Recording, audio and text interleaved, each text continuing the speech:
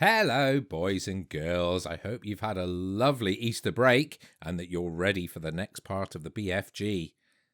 The next chapter is called Journey to London. The great yellow wasteland lay dim and milky in the moonlight as the big friendly giant went galloping across it.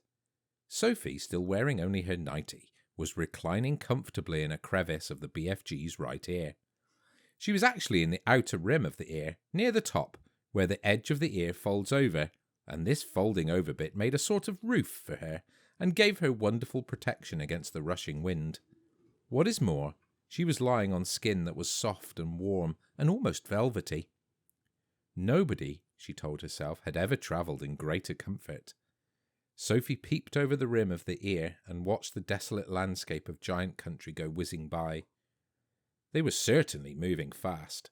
The BFG went bouncing off the ground as though they were rockets in his toes, and each stride he took lifted him about 100 feet into the air. But he was not yet gone into that whizzing top gear of his, when the ground became blurred by speed, and the wind howled, and his feet didn't seem to be touching anything but air. That would come later. Sophie had not slept for a long time. She was very tired. She was also warm and comfortable. She dozed off. She didn't know how long she slept, but when she woke again and looked out over the edge of the ear, the landscape had changed completely. They were in a green country now, with mountains and forests. It was still dark, but the moon was shining as brightly as ever.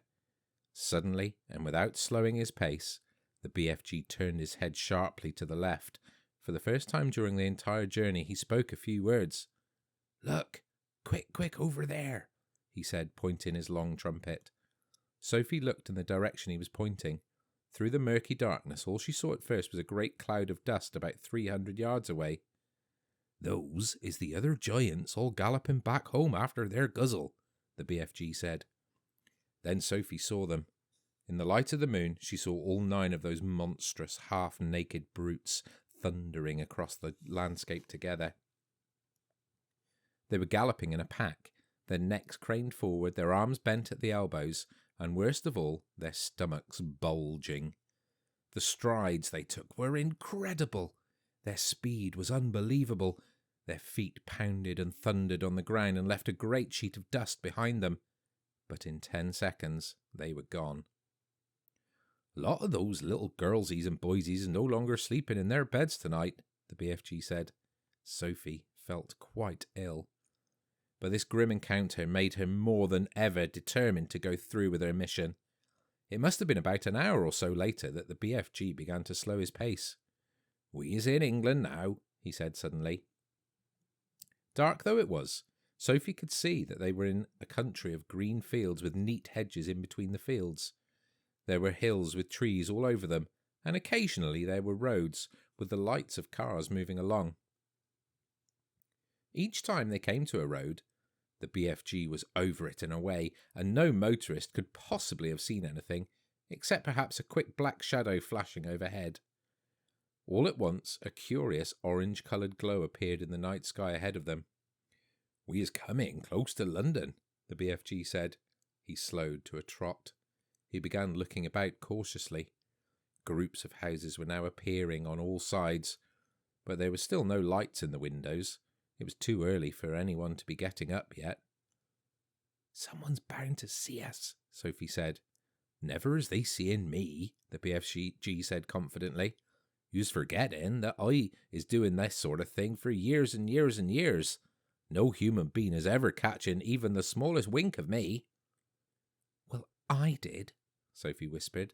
"Ah, yes. But you was the very first." During the next half hour, things moved so swiftly and so silently that Sophie, crouching in the giant's ear, was unable to understand exactly what was going on. They were in streets, there were houses everywhere. Sometimes there were shops. There were bright lamps in the streets.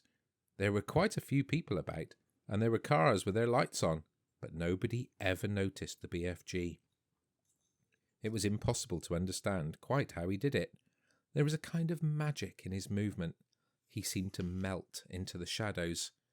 He would glide. That was the only word to describe his way of moving. He would glide noiselessly from one dark place to another, always moving, always gliding forward through the streets of London, his black cloak blending with the shadows of the night. It is quite possible that one or two late-night wanderers might have thought they saw a tall black shadow skimming swiftly down a murky side street, but even if they had, they would never have believed their own eyes. They would have dismissed it as an illusion and blamed themselves for seeing things that weren't there. Sophie and the BFG came at last to a large place full of trees. There was a road running through it, and a lake. There was no people in this place, and the BFG stopped for the first time since they had set out from his cave many hours before. "What's the matter?" Sophie whispered in her under-the-breath voice. "I is in a bit of a puddle," he said. "You're doing marvellously," Sophie whispered. "No, I isn't," he said. "I is now completely boggled. I is lost." "But why?" "Because we is meant to be in the middle of London, and suddenly we is in green pastures." "Don't be silly," Sophie whispered. "This is the middle of London.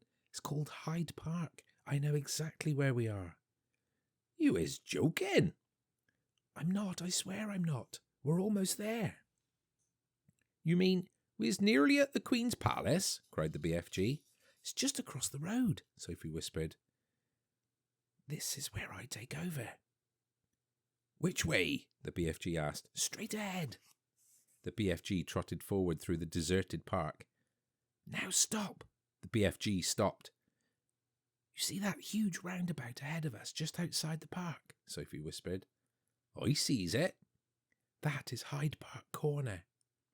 Even now, when it was still an hour before dawn, there was quite a lot of traffic moving around Hyde Park Corner. Then Sophie whispered, "In the middle of the roundabout, there's an enormous stone arch with a statue of a horse and a rider on top of it. Can you see that?" The BFG peered through the trees. "I is seeing it," he said. "Do you think that if you took a very fast run at it, you could jump clear over Hyde Park Corner, over the arch and over the horse and rider and land on the pavement on the other side?" "That's easy," the BFG said. "You're sure? Absolutely sure?" "I promise," the BFG said. "Whatever you do, you mustn't land in the middle of Hyde Park Corner." "Don't get so flustered," the BFG said. "To me, this is a snitchy little jump. There's not a thing-a-ling-a-ding to do." "Then go," whispered Sophie. The BFG broke into a full gallop. He went scorching across the park, and just before he reached the railings that divided it from the street, he took off. It was a gigantic leap. He flew high over Hyde Park Corner and landed as softly as a cat on the pavement on the other side. "Well done," Sophie whispered. "Now quick, over that wall." Directly in front of them, bordering the pavement, there was a brick wall with fearsome-looking spikes all along the top of it. A swift crouch, a little leap, and the BFG was over it. "We're there," Sophie whispered excitedly. "We're in the Queen's back garden." And that's the end of the chapter. Hope you enjoyed that, boys and girls, and I'll read another chapter tomorrow.